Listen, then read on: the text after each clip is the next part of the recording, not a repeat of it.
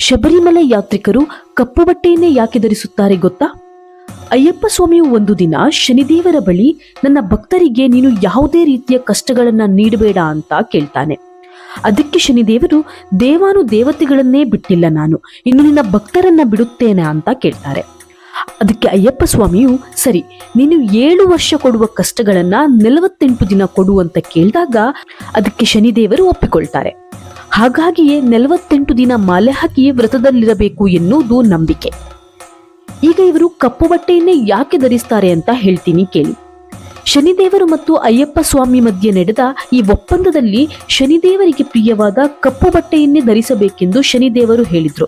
ಅದಕ್ಕೆ ಅಯ್ಯಪ್ಪ ಮಾಲೆಯನ್ನ ಹಾಕುವ ಭಕ್ತಾದಿಗಳು ಕಪ್ಪು ಬಟ್ಟೆಯನ್ನ ಧರಿಸುತ್ತಾರೆ. ಅದರ ಜೊತೆಗೆ ಇನ್ನೊಂದು ಸೈಂಟಿಫಿಕ್ ರೀಸನ್ ಇದರ ಹಿಂದೆ ಇರೋದು ಏನೆಂದ್ರೆ, ಮಾಲೆ ಧರಿಸುವುದು ಸಾಮಾನ್ಯವಾಗಿ ನವೆಂಬರ್ ಇಂದ ಜಾನ್ವರಿವರೆಗೆ.